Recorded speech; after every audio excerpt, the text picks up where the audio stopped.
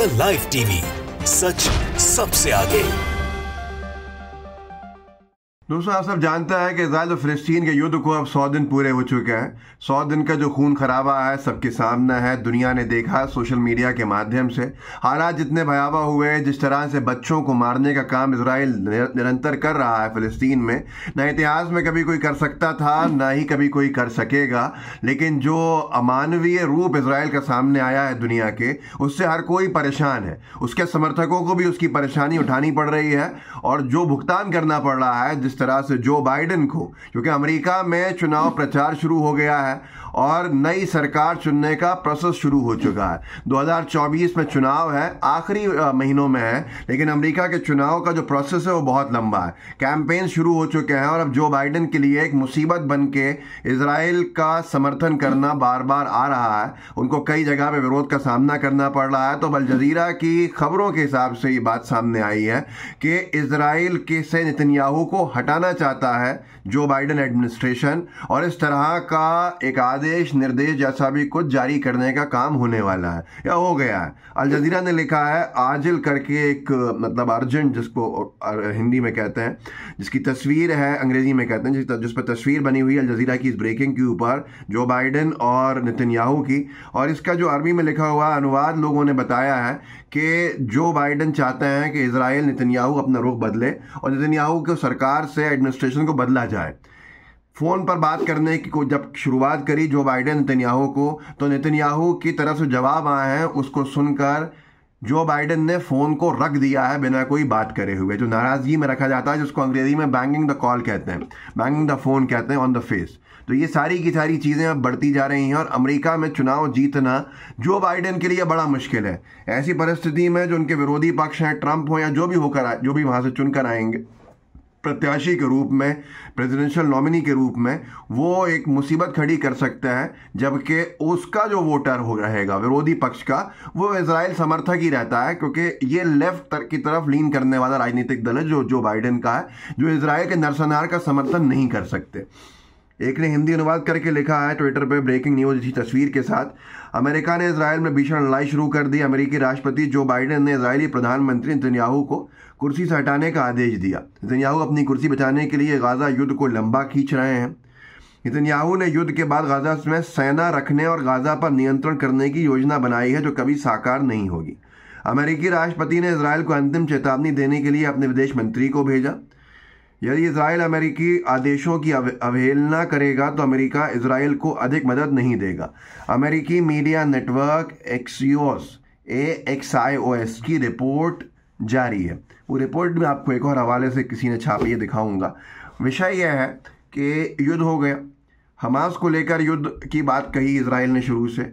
America ने यही कहकर स्टैंड अपना समर्थन में रखा, बार बार नरसंहार का साथ दिया, ये कहकर देना था उसको, लेकिन ये कहकर कि भाई वो हमास से लड़ रहा है। लेकिन अब अमेरिका में जब यूएस में अमेरिका का जब चुनाव सामने आ गया है, जो बाइडेन के लिए मुसीबत बन के ये बार बार भूत निकल के आ रहा है फिलिस्तीन और इजराइल के युद्ध का।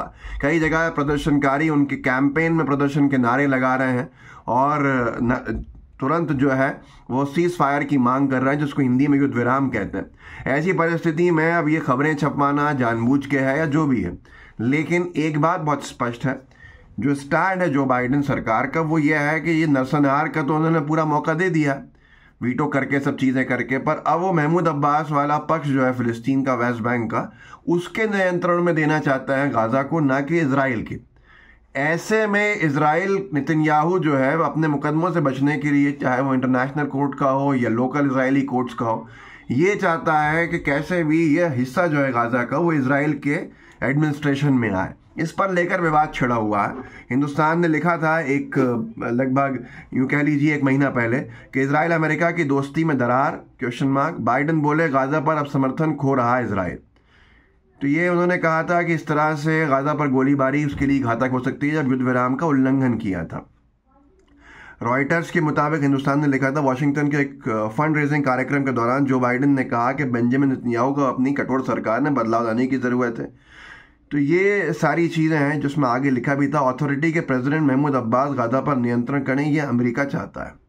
वहीं इजराइल इस बात से सहमत नहीं है। तो ये सारी चीज़ें विवाद की स्थिति पैदा कर चुकी हैं पहले ही। द पैलेस्टाइन क्रॉनिकल ने एक्सियोस का एक स्टेटमेंट लिखा है जो यूएस मीडिया का हिस्सा है कि the American news website Axios said that last time president जो बाइडन, मैं हिंदी अनुवाद कर देता हूँ सीधे, कि आखिरी बार जब जो बाइडन ने Israeli prime minister Benjamin Netanyahu से बात करी फ़ोन पर 23 दिसंबर को, और अमेरिकन प्रेसिडेंट ने फ़ोन जो है वो मुंह पे काटा नेतन्याहू के, और कोई आगे बात नहीं हुई।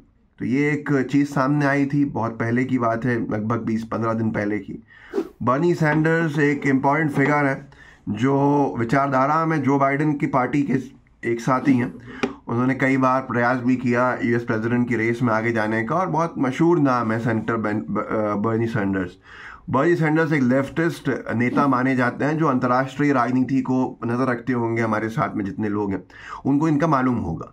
बर्नी सैंडर्स ने भी ये राय दी है, जिसको स्प्रिंटर ने लिखा है, कि यूएस प्रेसिडेंट को, जो बाइडन को, कि वो अपने आप को दूर करें जो बेंजामिन नेतन्याहू से।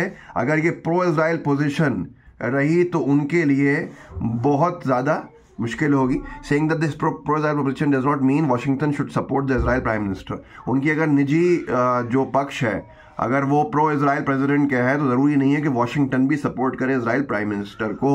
तो ये एक बड़ा विषय बन के खड़ा हो जाएगा। जितनी जो बाइडन को जो मुश्किलों का सामना करना पड़ रहा है, देखिए वॉर हैमस्टर ने एक लिखा डाला है, कैसे एक बिल्डिंग है वॉशिंगटन डीसी की, जिसके ऊपर जो बाइडन का एक टून बना के डाला गया है लाइट के माध्यम से, और नीचे लिखा है जेनोसाइड जो, मतलब नरसंहारी जो। तो आप खुद सोच लीजिए कि कितनी मुसीबत की आज हाल बने हुए हैं, और ये सब लोग विरोधी पक्ष के नहीं हैं, क्योंकि यूएस की जो पार्टी है, जिस तरह से डेमोक्रेट्स, रिपब्लिकन्स, उनके जो साथ में आप देखिए जिस तरह से, चाहे जॉर्ज बुश हो या डोनाल्ड ट्रंप हो, ये रिपब्लिकन से आते हैं उस पार्टी से जो बीजेपी स्टाइल की पार्टी है, जो रेसिज्म को प्रमोट करती है, वाइट सुप्रीमेसी की बात कर लीजिए, जो भी वो लोग तो राइट विंगर्स हैं, वोट दे देंगे इस इशू पे। लेकिन जो बाइडन जिस पार्टी से आते हैं, जिससे ओबामा आए थे, जिससे बिल क्लिंटन आए थे, और अब जो बाइडन आए हैं, डेमोक्रेट्स हमेशा लेफ्ट लीनिंग पार्टी मानी जाती है, जो फिलिस्तीन को लेकर वो पक्ष नहीं रखती जो आज जो बाइडन रखे हुए हैं। तो ये सारी चीज़ें एक बहुत बड़ा विषय बन के आई हैं। ईरान ऑब्जर्वर ने कुछ लिखा है, वो भी देख लेते हैं। ईरान ऑब्जर्वर ने लिखा है कि बाइडन फ्रस्ट्रेटेड है, इजराइल जिस तरह से युद्ध लड़ रहा है, ये एक्सियोस में छपा है, और उनका जो पेशेंस है वो रनिंग आउट हो रहा है। मजबूरी है, चुनाव सर पे आ गया, इस तरह की खबरें छपवाना, इस तरह के स्टैंड लेना मजबूरी बन गया है। जिस जो बाइडन एडमिनिस्ट्रेशन ने वीटो की मदद से इजराइल को नरसंहार करने का मौका दिया पूरे वक्त, आज वो मजबूर होकर इस तरह के स्टैंड अपने बदल रहा है। लेकिन क्या वो 12-13 हज़ार बच्चों की जान वापस ला सकता है? क्या वो 32,000 से अधिक सिविलियंस की मौत को ख़त्म वापस सही कर सकता है? नहीं कर सकते। लेकिन अब मुश्किल है, मुसीबत है, और इसीलिए ये गाज़ा से हटा के यमन की तरफ डाइवर्ट कर रहे हैं पूरा का पूरा माहौल, कि यूएस उसमें, क्योंकि बहुत सारे डेमोक्रेट्स हैं जो खुश नहीं हैं। तो ये सारी चीज़ें हैं जिसको लेकर आज चिंता का विषय इजराइल, यूएस सब के लिए है। लेकिन उनसे बड़ी चिंता क्या होगी जिन्होंने अपना सब कुछ खो दिया है। इस वीडियो को आगे बढ़ाइएगा, लोगों को जागरूक जरूर कीजिएगा। जय हिंद, जय भारत। द लाइव टीवी, सच सबसे आगे।